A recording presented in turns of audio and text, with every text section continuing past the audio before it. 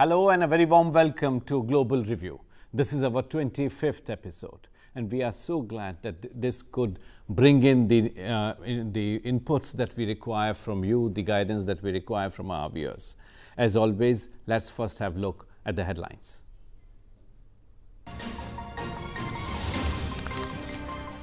US-Turkey ensuing economic war, more focus on tariffs this time. Qatar offers Turkey help of $15 billion. Venezuela's currency is again devaluated, this time by 96%, total 3,000%. Malaysia takes on Chinese projects, cancels projects worth $2.5 billion. Afghanistan offers ceasefire, which again is rejected by Taliban. United States contemplating new regulations on 3D gun printing.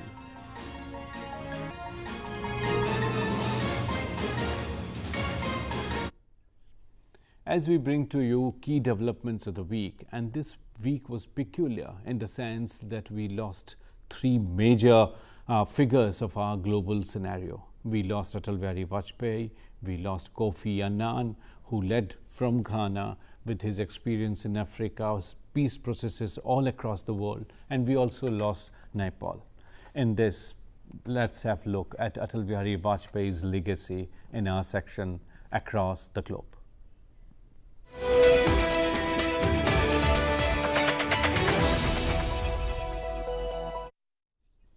Across the globe, we today bring to you details of what legacy we are left with when we lost Atal Bihari Vajpayee. We also would be focusing on his contributions across the spectrum in terms of how global affairs were shaped by his efforts and how India played an important role. Look at this report.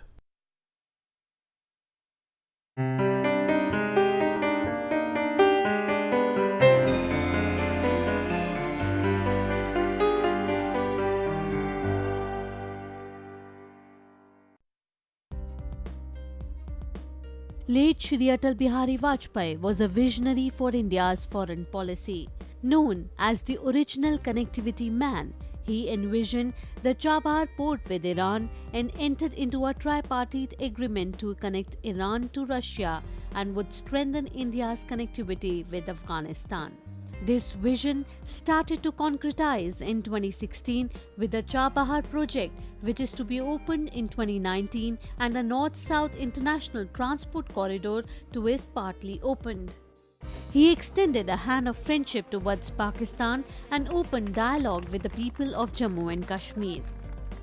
On the eastern side, Vajpayee planned a similar connect between the northeastern states and the ASEAN countries, including trilateral highway from Manipur to Thailand. The construction for the highway is underway and India's Act East policy is started to boost regional connectivity. During his time, Vajpayee launched a small rail link between Petropol, India and Benapal, Bangladesh, which is not getting a boost with the recent Tripura-Bangladesh rail link project. Towards China, Vajpayee viewed engagement as a strategic necessity and made several outreach efforts in 1979. In 2003, as Prime Minister, he reached out to China, which led to the signing of a joint declaration to build trust and understanding between the defense forces. This marks as a watershed event leading to creating space for renewed India-China relations. At the world stage, Vajpayee carved a respect for Hindi as he became the first Indian leader to address the UN General Assembly in Hindi in 1977. He also is remembered for making India's nuclear status public with the 1998 nuclear tests. Vajpayee was the first to declare India-US as natural allies, opening a new strategic space and deepening cooperation between the two countries. Vajpayee's speech at the Asia Society in 1999 is known to have laid the groundwork for US President Bill Clinton's visit to India, the subsequent civil nuclear deal with President George W. Bush, and still influences relations between India and US. So Vajpayee played an extremely important role in India's foreign policy, both in terms of bringing the fellow neighboring countries in the mainstream of economic development, and also triggered in Indian economy so as to bring and have that inclusive approach. Many years before the world launched Sustainable Development Goals with the idea no one should be left behind. And Atalji was actually practicing it through his approach to foreign policy. To discuss this issue, we have an extremely eminent panel today. We are joined here by Dr. Rajat, the Distinguished Fellow at National Council of Applied and Economic Research, and we are also joined by Shri from Jindal School. Shri, I must ask you first in terms of the larger geopolitics that Vajpayee saw and his positioning, not only himself but India, in terms of our connect with neighborhood and also in the larger backdrop of what was happening at the global level. That's right. I think it's a huge legacy, no doubt, Sachin. 1998 to 2004, you'll remember, was a time when the post-Cold War era was still forming, and at the time the United States was the most dominant power and China was not yet in a position to challenge that. So I think it was very important for us to begin to move out of the Cold War era calculus and to show greater flexibility. And Vajpayee did that, and he also gambled. So on one hand, natural allies with the US and building the relationship, but on the other hand, he also determined it was in our supreme national interest to go ahead with the nuclear tests, even incurring the wrath of the Americans. And I remember 1998 when we did the Pokhran 2, people said, you know, this is foolhardy and we're going to lose the investment and economic opportunities with the West. And I think he was very clear-eyed at the time, and he said, you know, India is so big and India is democratic, they will come back to us. And Jaswant Singh and Strobe Talbot, the Prime Minister, authorized the series of bilateral dialogues that eventually led to removal of the Western sanctions within just 2 to 3 years of 1998. So I think that was a hallmark achievement. Vajpayee was a very gentle, humanist, but when it comes to hard-headed decisions, he never stepped back from them. That was one thing that was great about him. The other factor which many people forget and don't mention, we have not seen so much in the obituaries, is he was one of the first prime ministers to move towards the diaspora. So connectivity, absolutely, as our report has mentioned, but also diaspora, because the ideology which he brought from the Janasangh and the BJP was far more inclusive and wanted to bring in the diaspora as the forgotten kindred of Mother India. As opposed to the earlier eras when they were discarded and seen that you belong to the countries which you chosen to settle. So today, Prime Minister Modi has in many ways, continued and taken it to much higher level of what Vajpayee began. So we had this first movement towards having, ministries and bureaucracies catering to diaspora affairs, to bring back, the diaspora in a big way, to reconnect them. The third thing I will say is towards the neighboring countries, as you mentioned, connectivity. Of course, some of the projects he started, unfortunately, we are still waiting for them to be completed now, like the trilateral corridor. But he had the notion that India could be basically a kind of a provider of public goods. Yep. So today we are now in a more advanced stage. So that is all his legacy, that people, only if we focus only on his approach to superpowers, that was not only the thing, because what he did was to try and reshape India's role in the region and beyond. That's right. Dr. Nag, when we talk about somebody having interest in nuclear power, you do not readily connect with connectivity or trade. You being in ADB for long and now as an independent researcher, what is your take on the effort that Vajpayee made for connectivity within the region?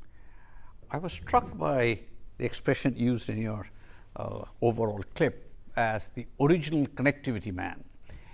And Vajpayee ji was, as you know, the originator of the idea of the golden quadrangle. This was connecting within India. Yeah. Yeah. And that was quite a breakthrough. Infrastructure was always a challenge. But in the foreign policy arena, what always struck me was that he looked at connectivity beyond the borders. Looking east, we talked about the India-Myanmar trilateral highway. But Vajpayee ji was very perceptive in recognizing that India cannot connect with its neighbors to the east if India doesn't connect itself in the Northeast. And therefore, many of the things that we started to see during his time was important to connect India within itself. That's right. And also across the borders. And I'm sure we'll have opportunity to talk about it. I think that was a very important. So he saw connectivity, and as Sriram said very rightly, not just in physical connectivity, Yeah. but that was a very important building block for him. And he put his resources, his own imprimatur on that connectivity plan within and outside India. Shriram, the point that you mentioned about diaspora, I recall in 1949 when India had to send Kaka Kalelkar to Africa to see what we should do with Indian diaspora, which was facing huge challenge in Ethiopia. And after he came back and gave his report to the cabinet led by Pandit Nehru, the issue came up that let diaspora be left on their own, and we should not be seen supporting them from outside. But when Vajpayee took it over as foreign minister in 1977, when the new government came in, and after that as prime minister, the emphasis, the content, the focus got transformed, and as you very rightly alluded to, with Prime Minister Modi, things have got further amplified. How this transition has happened, and what is the experience of other larger countries which also would have this question of diaspora connect, particularly China comes to our mind. Yeah. How do they look at this? I think, Sachin, there was also an economic element to this, because we began to realize that the Chinese diaspora were giving back in very large amounts in terms of not just remittances but foreign direct investment back to the mainland. And that was the time, we remember, when Hong Kong was reunified in 1997. So they began to, a lot of capital began to flow across from Hong Kong to mainland and vice versa. So I think we wanted at the time, Vajpayee ji was very keen that for India's economic development we must involve them in a big way. And that was also the reason why the Iran, the Chabahar, all these things began to move ahead, because the idea was that in the 21st century, as we were moving, he was at the cusp of that, 1998, 2004, economic diplomacy should come to the fore. And I think we deepened our engagement, a lot of multilateral institutions are in that era. Yeah. And as far as the old relationship with Russia and so on go, he did not neglect those. So we were moving in that direction. So in a way, it was like a comprehensive approach geared towards what today we call developmental diplomacy. It was the first opening of that era, where people are saying, what is the point of being proactive in foreign policy? What kind of economic benefits will it generate for within the country? And the connect, Rajat ji is talking about domestic and international. So I think that, or glocal as some people call it, or intermestic, all these concepts, what Narendra Modi is implementing today is, of course, in a different era for 20 years hence. But the seeds, many of these were initially laid by Vajpayee. We would have to stop here for a break. Do not go away. We would discuss many more issues related to connectivity.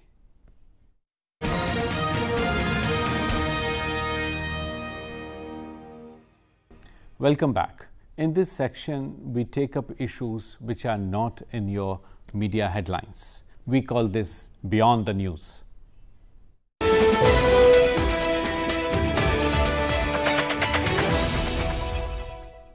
In this section today, we are going to discuss issues that are of key significance when we talk about connectivity. And today, we are going to look into the Bangladesh-Tripura connection, how important it is. Let's have a look at this report.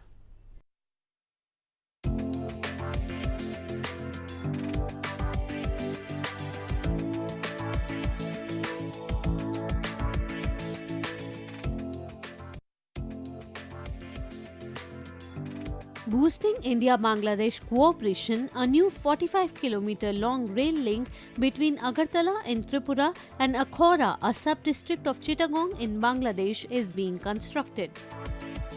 This project is jointly funded by the Ministry of Development of Northeast Region with 500 crore rupees covering the Indian side of the rail link, and under the Ministry of External Affairs grant assistance modality covering the Bangladeshi portion of the rail link.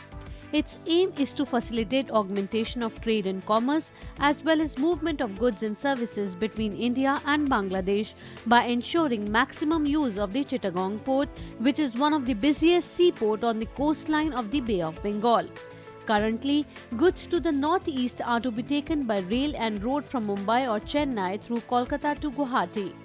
An estimated Indo-Bangla trade through Tripura in 2015-16 was Rs 383.72 crore, and current trade with Bangladesh mainly includes cement, fish, stone pipes, PVC pipes, furniture, jute, ginger, agarbatti, iron oxide and fruits.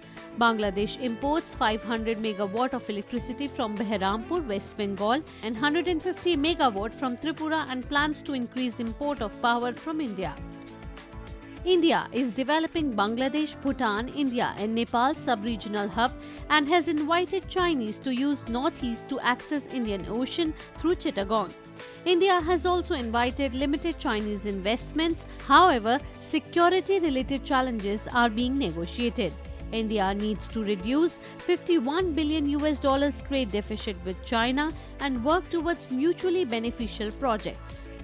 The Bangladesh-Tripura cooperation is under India's Act East policy and works towards strengthening economic and strategic relations with eastern neighbours and ASEAN countries. The project will be a step towards making Northeast an economic hub to serve India's growing fledgling $2.6 trillion economy. So with greater efforts being made by Tripura in terms of having the East Connect, the idea of Northeast development and its complementarity with Act East is likely to have more beneficial results, not only for people on this side of the border, but also on the other side in Bangladesh. Professor Rajat Nag, you have been part of several of these projects when they were conceived and actually initiated. How you see, and as we discussed in the previous section, some of them are still on track and still have yet to be finished. How you look at this whole process of connectivity? Sachin, one can always express disappointment at the lack of progress or adequate progress. But before that, I think it's very important to see this in the larger context and in a way also see how far we have come. We obviously have a long way to go. And for me, the exciting thing about what you were talking about, Tripura-Bangladesh cooperation, is really we are reintegrating the region. I mean, this region was one of the most integrated regions, in the world pre-partition. This was all one market, and political forces put them asunder. So we're trying to reintegrate, and that process of recognizing that Tripura, which sort of has Bangladesh on three sides of its border, is really key to having its connectivity with Bangladesh through Chittagong port, which will make it much more efficient and effective to really connect places like Calcutta, rather than going all the way across the chicken's neck into the northeast. So Bangladesh-Tripura cooperation for me, Sachin, is not just between those two entities. It really involves the all of northeast India, eastern part of India, and more importantly and excitingly, it really connects beyond Bangladesh into Myanmar, then into Thailand, then into ASEAN. So as your commentary just spoke about, the Northeast becoming an economic hub of India's $2.6 trillion economy, I always say, no, we need to look even beyond. It can become the hub of almost a $6-7 trillion economy if you take ASEAN, if you take BIMSTEC. So my take on that, Sachin, is huge potential. I think we've made good progress, very good progress in some, not so in others. And Bangladesh-Tripura cooperation, I think, is going to be a very key linchpin. And I look forward to progress. Professor Nag, Biplab Deb, the new Chief Minister, is also trying to have this connect between Tripura and Kolkata, which I think at some point, as you rightly mentioned, was extremely vibrant. Of late, Tripura has gone off radar for economy, which is emanating out of the vibrance of Kolkata. Do you see some sort of efforts in that direction? What kind of sectors would get hooked up with this new effort? Very much so. I think what has happened is, if you look at Tripura just as Tripura, then of course it's a small economy and That's people right, say, yeah, what's there? yeah. But if you look at Tripura connecting to Kolkata through Bangladesh, rather than going through, as I was saying, the chicken snake, it opens up a huge potential, because then the entire economic activity in the northeast Yeah. can move westwards, i.e. towards Kolkata, through Bangladesh, and eastwards through Myanmar towards ASEAN. I think that the potential for tourism, potential for medical tourism in particular from some of the parts of Myanmar or even Bangladesh is huge.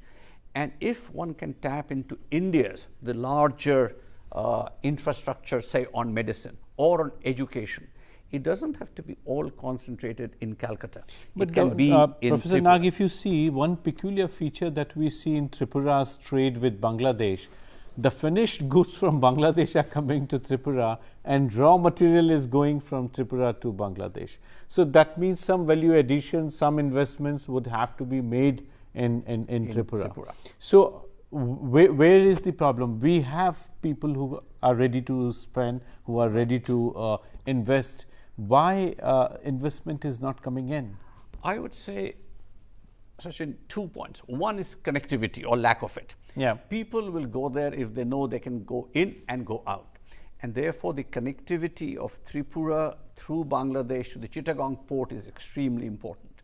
That's one. The other is really, very frankly, nuts and bolts, micro level business environment. Yeah. Why would people go there? Yeah. If you have the right environment, then Shriram, here Prime Minister Modi's efforts in terms of taking our bilateral relationship with Bangladesh one notch above, is it going to pay any dividends to us in terms of? I think, Sachin, the Act East is actually more conducive for us than the Look West, because on Act East there is practically no friction or stoppage. I mean, all across ASEAN member countries, starting of course Bangladesh not part of ASEAN, but then you have Myanmar and then the rest of them, all of them welcome Indian presence and entry. So in that sense, it's free flowing.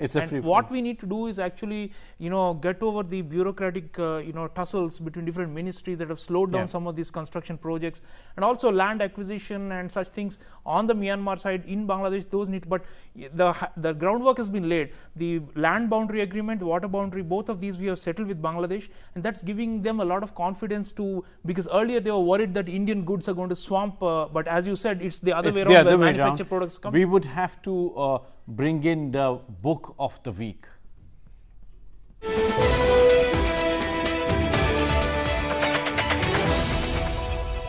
And as Shriram was mentioning, this time Asia is going to play an important role. Act East policy and our efforts for Northeast are going to be extremely important. And this time we have picked up the 21st century.